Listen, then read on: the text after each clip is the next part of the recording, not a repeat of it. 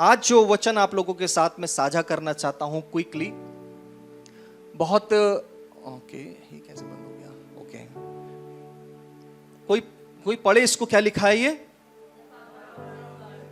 परमेश्वर के वचन की सामर्थ कुछ देर के लिए आपके साथ साझा करना चाहता हूं। प्रभु के वचन की सामर्थ, सब बोले वचन की सामर्थ। हर वो शब्द जो प्रभु के मुंह से निकला वो सामर्थशाली था और है, और आज हमारे हाथों में बाइबल के रूप में, एक किताब के रूप में हमारे हाथों में आ गया है। अगर परमेश्वर के दासों को प्रभु, इसलिए मैं हमेशा बोलता हूं कि जो भी कार्य पवित्र आत्मा आपसे करा रहा है वो कार्य बहुत अलौकिक है। अगर परमेश्वर के लोग, विद्वान लोग, प्रभु के लोग अगर वचनों को जो प्रभु के मुख से निकले उनको नहीं लिखते तो आज आपके हाथों में और मेरे हाथ में पवित्र शास्त्र बाइबल नहीं होती। और अगर बाइबल, जिन्होंने इसको लिखा, जिन्होंने उस मैन्यूस्क्रिप्ट को निकाल करके, एक पहले मैन्यूस्क्रिप्ट पत्तों पे लिखे जाते थे, ये बातें, ये बाइबल ऐसे नहीं लिखी थी, पत्तों पर और खालों पर लिखी मिली, पत्तों पर और खालों पर लिखी हुई मिली, और फिर उसको पेपर पर या दूसरी चीजों पर लिख करके प्रिजर्व किया गया। और उसके बाद ये बाइबल यूनानी में और इब्रानी भाषा में थी, लेकिन इस भाषा को अंग्रेजी में लाने वाले प्रभु के एक दास हुए थे। एक बार मैंने आपको बताया था, मैं आपकी मेमोरी चेक करना चाहता हूं, कौन था जिसने सबसे पहली बार मैन्यूस्क्रिप्ट को इंग्लिश में ट्रांसलेट किया था? देखिए, इंग्लिश में हुआ तभी इंग्लिश में इतने वर्जन आज तैयार हुए हैं। आज के समय में कम से कम 100, 125, 150 वर्जन हैं इंग्लिश के, और हिंदी के भी बहुत हैं। लेकिन वो इसलिए संभव हुआ क्योंकि मैन्यूस्क्रिप्ट में से बाइबल निकल करके वो वचन इब्रानी और यूनानी में आया, और यूनानी और इब्रानी से किसी ने, प्रभु के दास ने कोशिश करी, आत्मा ने उससे बोला, वो भी कहता मेरा काम थोड़ी ना है, इससे मुझे रोटी थोड़ी ना मिलती है, लेकिन पवित्र आत्मा करा रहा था उससे, और उसने उसको अंग्रेजी में तब्दील किया। कौन था वो पहला व्यक्ति? हाँ, नहीं, not John Wesley. John Wesley ये मेथोडिस्ट के, हाँ, थोड़ा क्लोज पहुंच गई लेकिन गड़बड़ हो गया। जॉन विक्लिफ, अभी याद आया होगा, मैंने लास्ट टाइम भी बताया था। John Wycliffe, the most person जिसने परमेश्वर के वचन को समझ करके इंग्लिश में ट्रांसलेट किया। और जॉन विक्लिफ, आज के समय में भी John Wycliffe is one of the major organization जो बहुत बड़े स्तर पर ट्रांसलेशन काम कर रही है। एक प्रभु के दास थे जो भारत आए और उन्होंने इस इंग्लिश भाषा को हिंदी में तब्दील कर दिया, बंगाली में तब्दील कर दिया, दूसरी भाषाओं में तब्दील कर दिया। कौन थे वो? विलियम कैरी, जिन्होंने बाइबल को हमारे हाथों तक पहुंचाने में एक बहुत बड़ी लोगों का बलिदान रहा है। वरना आज हमारे पास विश्वास करने के लिए और जानने के लिए कुछ नहीं होता, पवित्र शास्त्र नाम से कुछ नहीं होता। लेकिन धन्य हो प्रभु के लोगों का, जिन्होंने हजारों साल पुरानी लिखी हुई बातों को सजोया, उनका अनुवाद किया, और आज ये बाइबल आपके हाथों में है। इसलिए इसका आदर करना सीखिए। परमेश्वर का वचन हमें बड़े मुद्दतों से मिला है, बड़े बलिदानों से मिला है। तो ये बाइबल जब आपके हाथों में है, इसके पीछे बहुत का बलिदान है। कितनों के सर कत्लेआम हुए, कितनों को जिंदा जलाया गया है। इसलिए रिस्पेक्ट कीजिए प्रभु के वचन की, ये बड़ी मुश्किलों से मिला है। अगर आपने इसकी कीमत 1200 रुपये जमा की है ना, कोई बड़ी चीज नहीं है, कोई बड़ी चीज नहीं है। 1200 रुपये हम यूं खाते हैं, ऐसे खर्च कर देते हैं। बाइबल की कीमत कुछ नहीं हो सकती। अमूल्य परमेश्वर का वचन है। आप सिर्फ इन पन्नों का पैसा देते हैं, इस लेदर बाइंडिंग का। वचनों जो इसके अंदर हैं वो अमूल्य हैं, वो जीवनदायक हैं। उसी विषय में हम देख रहे हैं, the power of his word, परमेश्वर के वचन की सामर्थ। परमेश्वर के वचन से कोई पढ़े, वचन में देखिए क्या लिखा हुआ है। उत्पत्ति 1 अध्याय 2-3 पढ़े, ध्यान से सुनिएगा। कुछ देर आपके दिमाग को प्रभु के वचन की ओर लेके जाना चाहता हूं जी। पृथ्वी बेडौल और सुनसान पड़ी थी, और गहरे जल के ऊपर अंधियारा था। परमेश्वर का आत्मा जल के ऊपर मंडराता था। जब परमेश्वर ने कहा, लुक एट दिस, अभी देखा हम लोगों ने यहां पर प्रीवियस स्लाइड में हमने देखा था, लिखा है the power of his word, उसके वचन की सामर्थ। और वही चीज हम यहां पर अभी देख रहे हैं अगली स्लाइड के अंदर। यहां पर परमेश्वर का दास यहां पर लिखता है और अभी पढ़ा गया कि तीसरी आयत पढ़ें, जब परमेश्वर ने कहा उजियाला हो तो उजियाला हो गया। जब परमेश्वर ने कहा, जब परमेश्वर ने अपने मुंह से वर्ड निकाला, जब परमेश्वर ने अपने मुंह से शब्द निकाला, तो वहां पर लिखा है कि वैसा ही हो गया। और पृथ्वी कैसी थी? बेडौल और सुनसान पड़ी हुई थी। ये पृथ्वी का चेहरा आपको समझ में आ रहा होगा। ये मैंने सिर्फ इसलिए पिक्चर को लगाया है ताकि समझ में आए कि परमेश्वर ने पृथ्वी को, बेडौल पृथ्वी को, जिसका कोई रूप नहीं था, जिस पे गहरे जल के ऊपर अंधेरा था, उस पृथ्वी को परमेश्वर ने यहां से सुधारना शुरू किया। कई साइंटिस्ट को आपने सुना होगा कहते हुए कि पृथ्वी को बने हुए बिलियन साल हो गए, 4 बिलियन 5 बिलियन। उनको भी नहीं मालूम वो कौन से वहां पर थे जो ये बात की घोषणा करते हैं। वो कोई साइंटिस्ट था से 4 बिलियन पहले, 4 बिलियन साल पहले? कोई नहीं था। तो मैं विश्वास नहीं करता इन बातों पर। हो सकता है कि वो 4 बिलियन की बात कर रहे हैं, लेकिन प्रभु तो बता रहा है कि आदि में परमेश्वर ने आकाश और पृथ्वी की सृष्टि की। कब की? आदि में, जिसका कोई स्टार्ट का पता ही नहीं है कि कब हुआ। और पृथ्वी कैसी थी? बेडौल और सुनसान पड़ी थी। इसका मतलब यह है कि पृथ्वी पहले से थी और परमेश्वर ने उस पृथ्वी को जो ऑलरेडी बनी हुई थी, अब उसका प्रभु क्या करने लगा? सौंदर्यकरण करने लगा। अब यहां पर जीवन बनाने लगा। मैं सोचता हूं कि गहरे जल के ऊपर अंधेरा था और पृथ्वी बेडौल और सुनसान पड़ी थी, इसलिए इसके ऊपर जीवन नहीं था, क्योंकि यहां वातावरण नहीं होगा। प्रभु ने एक प्लेनेट को लिया, हजारों लाखों प्लेनेट्स हैं, एक प्लेनेट को लिया और प्रभु ने बोला भाई ये प्लेनेट के ऊपर मैं जीवन रखूंगा। ये तो उसकी इच्छा है। आज जाए मंगल पे जाकर ढूंढो कि पानी मिल गया कि हवा मिल गई, कहीं जीवन नहीं है। ऐसी हजारों पुश्तें आएंगी, ढूंढती रहेंगी जीवन के लिए, कोई साइंटिस्ट ढूंढ नहीं सकता। साइंस के चक्कर में आज आदमी बर्बाद है। साइंस को देख रहा है इसलिए विश्वास कर रहा है, परमेश्वर को देख नहीं रहा है इसलिए विश्वास नहीं कर रहा है। अरे परमेश्वर के बनाए हुए कामों को तो देख आंख खोल करके कि कितने महान बनाए हैं प्रभु ने, जिसका तोड़ आज के वैज्ञानिकों के पास भी नहीं है। और वचन यहां पर बताता है कि उसने कहा, तब परमेश्वर ने कहा उजियाला हो तो उजियाला हो गया। मेरे प्रियो, परमेश्वर के वचन में अर्थात उसके शब्द में अर्थात उसकी वाणी में सामर्थ है। और इस सामर्थ को हम लोग बाइबल की सबसे पहले अध्याय और पहले कुछ आयतों में देखते हैं। सबसे पहले अध्याय और सबसे पहली आयतों में देख रहे हैं कि परमेश्वर के वचन के अंदर कितनी सामर्थ थी कि उसने बोला और बोलते ही वो सारी चीजें ऑटोमेटिकली होने लगी। किसी चीज को हाथ नहीं लगाया उसने बनाने के लिए सिवाय मनुष्य को। किसी चीज को हाथ नहीं लगाया उसने सिवाय मनुष्य को। हर चीज को उसने कैसे बनाया? बोला, और बोल करके हो गई। क्यों हो रही थी बोलते हुए? क्या कारण है कि प्रभु बोल रहा था वो हो रही थी? क्योंकि उसके वचन में सामर्थ है, क्योंकि उसके वचन में वजन है, क्योंकि उसके वचन के अंदर अधिकार है, क्योंकि उसके वचन के अंदर बदलने वाली शक्ति है। परमेश्वर के वचन में लिखा है कि उसने कहा और हो गया। उसने कहा और हो गया, अर्थात उसके वचन में सामर्थ थी। वही वचन आज आपके हाथों में है। और जब आप इसको वचन को पढ़ते हैं तो असल में यह वचन आपसे कह रहा है। यह वचन आपसे क्या कर रहा है? कह रहा है। जैसे परमेश्वर ने सृष्टि को बोला और उसमें हो गया, वैसे ही आपके जीवन के अंदर अगर आप चाहते हैं कुछ हो तो हाथ रख के प्रार्थना कराने से कुछ नहीं होगा। ध्यान से सुनिएगा, मैं बहुत खराब प्रचारक हूं, बहुत ज्यादा गलत बात मैं कभी किसी से नहीं बोलूंगा। मैं किसी को भी ऑफेंस नहीं करूंगा। अगर आप ऑफेंस हो, आप मेरे पास ऑफिस में आइए, बोलिए कि मैं आपसे भाई साहब बहुत ऑफेंस हो गया। आप बोल देंगे तब भी मेरा क्या करेंगे बोल करके भी। लेकिन मैं कभी किसी को ऑफेंस नहीं करूंगा, लेकिन हां वचन के साथ मिलावट भी नहीं करूंगा। अगर आप चाहते हैं कि आपके जीवन में कुछ हो और क्या हो जो आप चाहते हैं वो आपके जीवन में हो, तो इस वर्ड को बोलने के लिए बोलिए अपने आप से, यही बोलेगा तो होगा। कोई पास्टर के मुंह में सामर्थ नहीं है, कोई प्रचारक के मुंह में सामर्थ नहीं है। हमारे मुंह में तब सामर्थ आती है जब पवित्र आत्मा अलाउ करता है।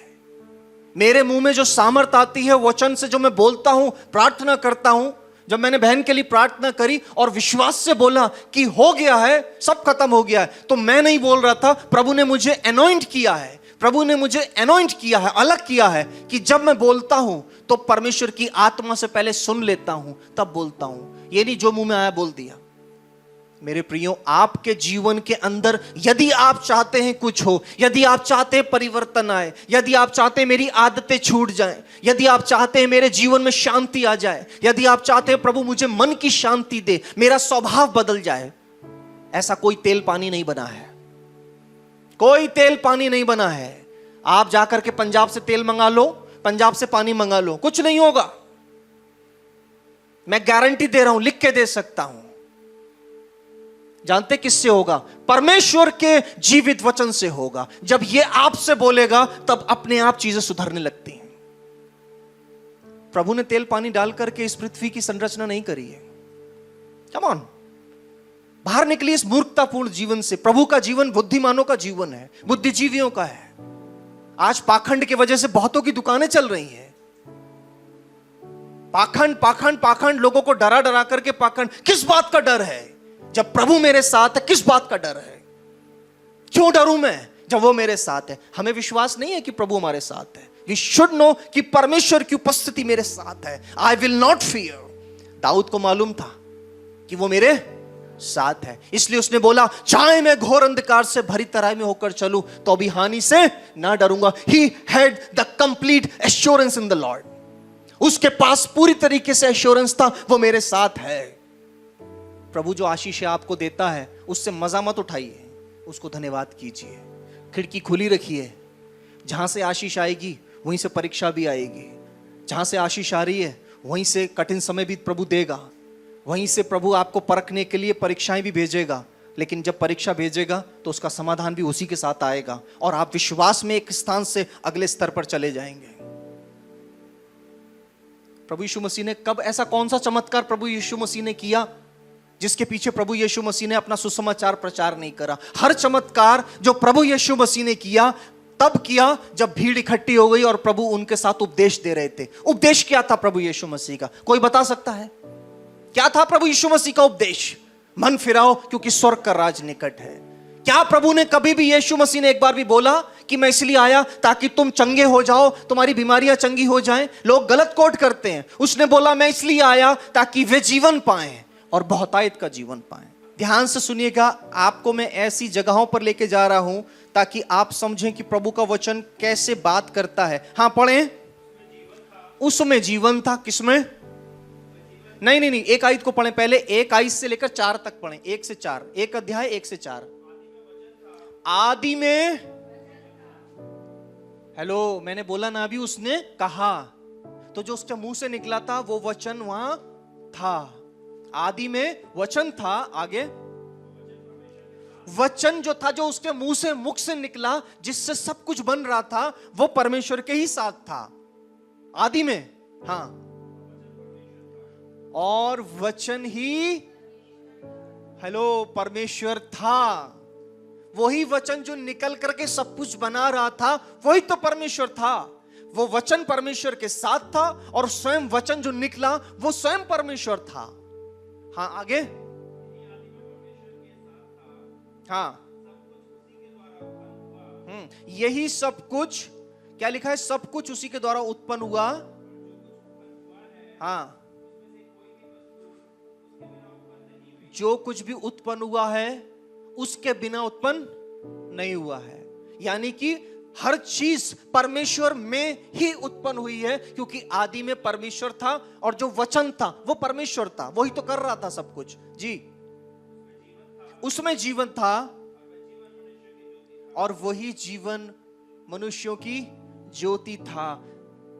ये जो बात मैंने आपको बोली है उत्पत्ति की पहली अध्याय, पहली 2-3 आयत में, और जो यूहन्ना यहां पर कोट कर रहा है, जानते हैं ये किस चीज को बता रहा है? ये ट्रिनिटी को कॉन्सेप्ट क्लियर कर रहा है, त्रिएकता।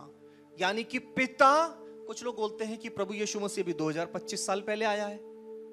एज ए पर्सन वो 2025 साल पहले आया है, लेकिन पिता, पुत्र और पवित्र आत्मा, लिखा है ना, गहरे जल के ऊपर परमेश्वर का आत्मा मंडराता था। मतलब holy spirit was there. Holy spirit परमेश्वर पेंतीकुस्त के दिन नहीं आई थी। हम बोलते पेंतीकुस्त के दिन प्रभु की आत्मा आ गई, हाँ वो तो उंडेली गई थी सामर्थ के साथ, लेकिन आत्मा तो आदि से चल रहा है, क्योंकि पिता, पुत्र, पवित्र आत्मा, इनका कोई स्टार्ट नहीं है, कोई नहीं जानता, आदि से है। वचन क्या लिखा है यहां पर? वचन में लिखा है गहरे जल के ऊपर पवित्र आत्मा मंडराता था, और परमेश्वर था, और परमेश्वर का शब्द था, यानी कि परमेश्वर का वर्ड था। और जो मुंह से वर्ड बोला जा रहा था, असल में वो क्या था? वो खुद परमेश्वर था। इसका मतलब परमेश्वर भी था, पुत्र भी था, पवित्र आत्मा भी था। That's called Trinity. ये है परमेश्वर की त्रिएकता की शक्ति, जो आदि से एक साथ मिलकर काम कर रही है। यानी सृष्टि के आरंभ में भी तीनों ने मिलकर के काम किया है। हालेलुया। आगे पढ़ें इसकी 14वीं आयत को। वचन, जो वचन परमेश्वर बोल रहा था और सृष्टि बन रही थी, अभी पढ़ा ना कि उसने बोला और हो गया। वो जो बोला था, जो मुंह से वर्ड निकला था, उसी वर्ड की बात हो रही है यहां पर। यूहन्ना कह रहा है यहां पर कि वो वचन, अब तक वो सिर्फ वर्ड में था, वचनों में था, मुंह से निकल रहा था, जो वर्ड उसके मुंह से परमेश्वर के वर्ड में था। लेकिन अब क्या हुआ? वो वचन, वही वचन देहधारी हुआ। मतलब देहधारी का मतलब जानते हैं? अब तक वो एक शब्द की फॉर्म में था, यानी वर्ड की फॉर्म में, लेकिन वो वर्ड जब मरियम के कोख से बोला गया, जब वो वर्ड मरियम की कोख से बोला गया, तो वही वर्ड ने मरियम को कंसीव कर दिया। हालेलुया। वही वचन देहधारी हुआ। आगे पढ़ें। हाँ, अनुग्रह और सच्चाई से परिपूर्ण होकर हमारे बीच में डेरा किया। हाँ, जैसे पिता के इकलौते की महिमा। हालेलुया। पिता, उसका वर्ड देहधारी हुआ। जब मरियम अपने कमरे में बैठी थी, स्वर्गदूत आया। स्वर्गदूत ने बोला, मरियम तू गर्भवती होगी। एक कुंवारी स्त्री से बात करते समय स्वर्गदूत इस बात को बोल रहा है। कुंवारी स्त्री ने बोला, यह कैसे संभव है? लेकिन परमेश्वर को मालूम था कि वही वर्ड, वही शब्द जिससे हर चीज बोली गई, और वही हर चीज बोलकर बन रही थी। हर बात जो परमेश्वर ने कहा, वो जो कहने वाला शब्द मुंह से निकल रहा था, उसी से सब कुछ बन रहा था। आज वही वर्ड मरियम के कोख के अंदर जगह ले रहा था, और एक ह्यूमन फॉर्म, एक मानव का रूप लेकर के हमारे बीच में आकर के डेरा कर लिया। हालेलुया। मुझे मालूम था ये वर्ड जो सब कुछ, जब ये पृथ्वी और बेडौल पृथ्वी को सही बना सकता है, जब ये इंसानों को और इंसानों के लिए सारी चीजों को बना सकता है, तो ये मुझको भी चंगा कर सकता है, क्योंकि उसके वचन में सामर्थ है। उसके वचन को प्राथमिकता देना सीखें, उसके वचन को अपने जीवन में ग्रहण करना सीखें। इंसान सब कुछ कर सकता है। दूसरी जगह में गया तो एक बहन मेरे पास वो बोली, उन्होंने वर्ड यूज करा, वो वर्ड मेरे कान में भी गूंज रहा है। उन्होंने बोला, पास्टर जी मुझे चर्च नहीं आ पा रही हूं, मुझे वर्ड की क्रेविंग हो रही थी, मुझे क्रेविंग हो रही थी परमेश्वर के भवन की। मैंने बोला, बिल्कुल सही जा रहे हो भाई तुम, बिल्कुल सही। दैट्स व्हाट, यही क्रेविंग एक्चुअली हमारे आत्मिक एपेटाइट को ठीक करती है, और यही क्रेविंग हमको एक सॉलिड आत्मविश्वास से और सामर्थ्य से भरती है। यही क्रेविंग हमारे स्वास्थ्य को ठीक करती है। जो बीमार होते हैं उनकी भूख पहले खत्म होती है। डॉक्टर साहब पूछते हैं भूख कैसी लग रही है? जो बीमार होगा वो कहेगा भूख नहीं लग रही है, लेकिन जो ठीक होगा वो कहेगा भूख लग रही है।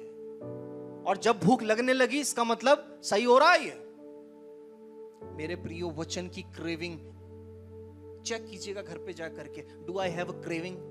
क्या मैं नवजीवन इसलिए जाता हूं क्योंकि रूबेन भाई फिर मुझे गुस्सा करेंगे, फलाना बोलेंगे? मैं कभी नहीं बोलूंगा, मैं कभी आपसे नाराज हो ही नहीं सकता।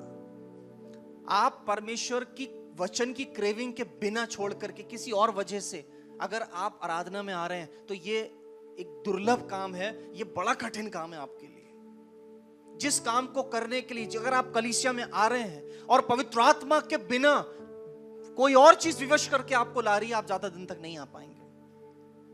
अगर पवित्र आत्मा के बिना विवश किए आप आ रहे हैं, ज्यादा दिन तक नहीं आएंगे। पवित्र आत्मा आपको विवश करके लाना चाहिए, नॉट बिकॉज पास्टर ने बोला है तो जाना है। उसको ऐसा करेंगे आप तो आप बहुत दिन तक नहीं आ सकते। वचन की क्रेविंग होनी चाहिए। क्यों? क्योंकि परमेश्वर के वचन में लिखा है, नेक्स्ट स्लाइड, मत्ती रसी सुसमाचार उसका 4 अध्याय 4 आयत पढ़ें, देखिए क्या लिखा है। हम बात कर रहे हैं परमेश्वर के वचन की सामर्थ की। क्यों हम वचन को, हैं? किसने? यीशु ने उत्तर दिया, लिखा है मनुष्य केवल तंदूरी रोटी से नहीं, हर वचन से जो परमेश्वर के मुख से निकलता है जीवित रहेगा। आपके जीवन के अंधकार को भी वचन ही दूर करेगा। आपके जीवन के बेडौल स्थिति को यह वचन ही सुडौल करेगा। कैसे करेगा? उसने कहा और हो गया। हमारे जीवन के अंदर आज जिस जीवन में हम जीते हैं, हर दिन जब हम सुबह उठते हैं एक नई चुनौती घेर लेती है, एक नई टेंशन आ जाती है, और वो टेंशन बढ़ते बढ़ते एंजाइटी में बदल जाती है। चुनौतियां हैं, भविष्य का क्या होगा, पैसा नहीं है, नौकरी नहीं है भी तो है, हेल्थ ठीक नहीं है। मेरे प्रियो, ये सारी की सारी चुनौतियां हमको बेडौल बना देती हैं, हमारे जीवन के अंदर एक अनचाहा अंधकार लाती हैं, एक ऐसा भविष्य जिसको मैं जानता नहीं हूं, लेकिन मुझे मालूम है मेरा अंधकार है भविष्य, मुझे कुछ नजर नहीं आ रहा है, कंप्लीटली ब्लर्ड। आपको वचन की जरूरत है। ये वचन आपके जीवन के अंदर अंधकार मिटा करके ज्योति लेकर आएगा। ये वचन आपके जीवन के अंदर जितना बेडौलपन है उस सब को सुडौल कर देगा। इसको बोलते हैं ट्रांसफॉर्मेशन। इस पृथ्वी का ट्रांसफॉर्मेशन कैसे हुआ? सिर्फ वर्ड से। एक वर्ड से पूरी पृथ्वी ट्रांसफॉर्म्ड हो गई, और परमेश्वर ने पूरे 5 दिन तक इस सृष्टि को बनाया, सिर्फ बोल बोल करके बनाया, और हर चीज जो उसने बोली उसने कहा अच्छा है, उसने कहा अच्छा है। फिर उसने मनुष्य को बनाया, और मनुष्य को बना करके उसने उस गार्डन के अंदर रख दिया जहां मनुष्य ने वो किया जो अच्छा नहीं था। सब कुछ परमेश्वर ने बनाया अच्छा था, लेकिन जो मनुष्य ने किया वो अच्छा नहीं था।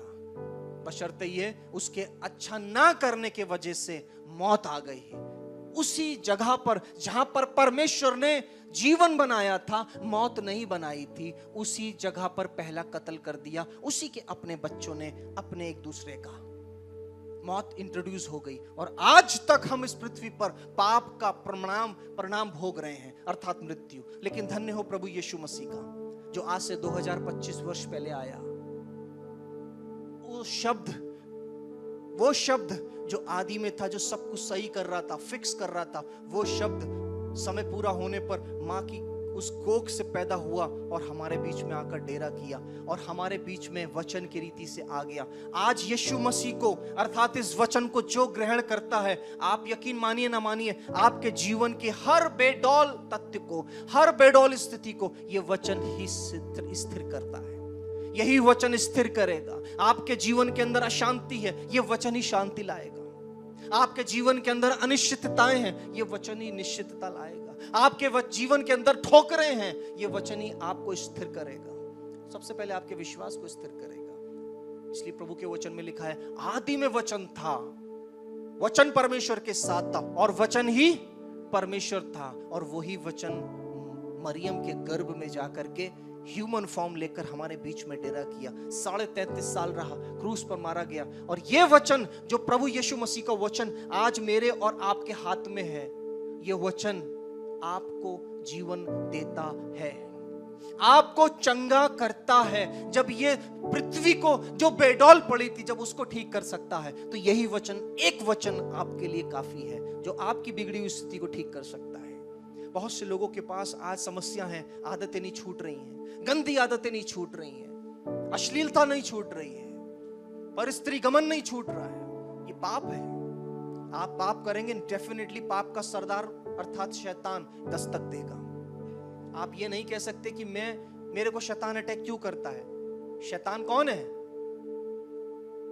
वो पाप का सरदार है, वो पाप का पिता है, और जब आप पाप करेंगे तो पिता तो जरूर आएगा, पिता जरूर आएगा और आकर आपसे हिसाब मांगेगा कि तूने मुझे बुलाया है भाई, तेरे बुलावे पर आया हूं मैं।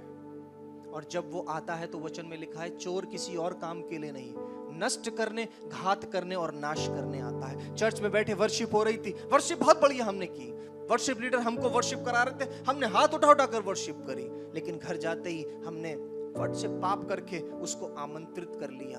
और मैं एक चीज और बता दूं, अगर जीवन में घुसेगा शैतान तो छोड़ेगा किसी को नहीं। जितने घर में है उस घर को लपेटेगा, उस घर को पूरी तरीके से खाकीन बनाएगा। आज से हजारों साल पहले जिस पृथ्वी को प्रभु ने ठीक बनाया था, आज तक पृथ्वी चल रही है और जब तक प्रभु चाहेगा चलती रहेगी। लेकिन कैसे? उसने एक बार बोला। कितने बार बोला? कितनी बार बोला? एक बार बोला। दो बार बोलने की जरूरत नहीं पड़ी प्रभु को कि दो बार बोले अरे बनो भाई, अरे बनो भाई, नहीं, एक बार बोला। वचन में सामर्थ थी, वैसा ही हो गया। उसने बोला पक्षी बन जाएं, बन गए। उसने बोला मछलियां तैरने लगे, तैरने लगी। कैसे आया? मछली किसके दिमाग में थी कि मछली तैरने वाली ऐसे बननी चाहिए?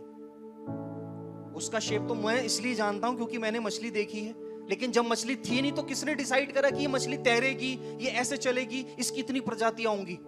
वो बैठा है, उसका दिमाग कोई नहीं जानता। उसके दिमाग में एक छोटी चींटी जिसको हम मसल देते हैं, जो हमारे पैरों के नीचे आती है, मालूम नहीं उसका दिल कितना छोटा होगा। किसको मालूम कैसे बनेगा दिल? उसने बनाया उसका दिल। हालेलुया। जब वो ऐसी चीजों का ध्यान रखता है तो क्या आपका ध्यान नहीं रखेगा? वो जिसको उसने अपने हाथों से बनाया है, जिसको उसने अपनी स्वरूप और अपनी शक्ल दी है, क्या आपका ध्यान नहीं रखता है? लेकिन आप उसका ध्यान नहीं रखते हैं। आप और मैं उसको नहीं चाहते हैं। हम उससे प्यार करना नहीं चाहते हैं, हम उसे छोड़ना चाहते हैं, हम उसको हमेशा दूर रखना चाहते हैं। हम उसको इसलिए दूर रखना चाहते हैं ताकि हम अपने मन की कर सकें। लेकिन मेरे प्रियो, जिस जीवन को आप पा रहे हैं वो जीवन इसी से मिलता है। जो आशीषें पाना चाहते हैं वो इसी से मिलती हैं। इसलिए प्रभु के वचन में प्रभु का दास बोलता है इस बात को, परमेश्वर ने कहा और हो गया। मेरे प्रियो, क्या है वो चीज जो आपके जीवन में नहीं हो रही है? लिस्ट बनाइए, किसी को मत बताइए, सिर्फ इसको बताइए और इससे पूछिए, बात करेगी आपसे, ये आपसे बोलना शुरू कर देगी। और जब आप इससे बात करना शुरू करेंगे और जब ये आपसे बात करना शुरू करेगी, तभी आपके जीवन के अंदर ट्रांसफॉर्मेशन आने लगेगा, तभी आपके जीवन के अंदर भारी बदलाव आने लगेगा। जैसे पृथ्वी का रूप बदल गया, वैसे ही परमेश्वर हमारे रूप को भी बदल देगा। माई financial condition is very poor, मेरी फाइनेंशियल कंडीशन बहुत पुअर है। कोई बात नहीं, ये वचन जब तक बात कर देगा आपसे, आपकी फाइनेंशियल कंडीशन ठीक हो जाएगी। मेरी मानसिक स्थिति बहुत बेकार है, मुझे सूझता नहीं मैं क्या करूं। हाँ, नहीं सूझेगा, लेकिन जिस दिन ये वचन आपके दिमाग से बात करेगा, सब सेटल हो जाएगा। तूफानों में बात करेगा, ये आपसे आपके तूफान शांत कर देगा। ये वचन प्रभु यीशु मसीह ने इस वचन को प्राथमिकता दी है। आप भी रात और दिन उसके वचन की चर्चा करें, बात करने दें। अपने डिस्ट्रेस में, अपनी निराशाओं में, अपने टूटेपन में, अपनी गरीबी में, अपनी बीमारियों में कुछ ना करें, इस वचन से बोलें, बात करें मुझसे प्रभु, ये वचन आपसे कह देगा तो हो जाएगा। हालेलुया। आइए प्रार्थना करें, प्रभु से बोले, प्रभु आज पहले तो ये पहचाने कि प्रभु मुझे कहां तेरा वचन बोलने की जरूरत है। Which place is required, needed. आपको मालूम होना चाहिए कि प्रभु की आपको जरूरत कहां है। कौन सा ऐसा क्षेत्र है हमारे जीवन का जो आउट ऑफ कंट्रोल हो रहा है? कौन सा वो इलाका है आपके जीवन का जो सबसे छुपा हुआ है और आप भी उससे खुश नहीं हैं, लेकिन वो आपकी आदत बन चुका है? ना कि आपकी आदत बन चुका है, वो आपकी कमजोरी बन चुका है। लेकिन गुड न्यूज ये है, अपने उसी क्षेत्र को आप परमेश्वर का वचन बोलिए, अपने उसी क्षेत्र पर परमेश्वर के वचन को लागू कीजिए। वचन बोला और हो गया। विश्वास कीजिए, जब वचन आपके उस स्थान को जाकर छुएगा, उसकी उपस्थिति में, तो आप कह रहे हैं ये नहीं होगा, वचन कहता है ऐसा ही होगा और हो जाएगा। और हमारे पिता परमेश्वर का प्रेम, प्रभु यीशु मसीह की सहभागिता और पवित्र आत्मा की वो संगति हम में से प्रत्येक के साथ अब से लेकर सर्वदा तक होने वाली हो सके। आमीन। प्रशंसा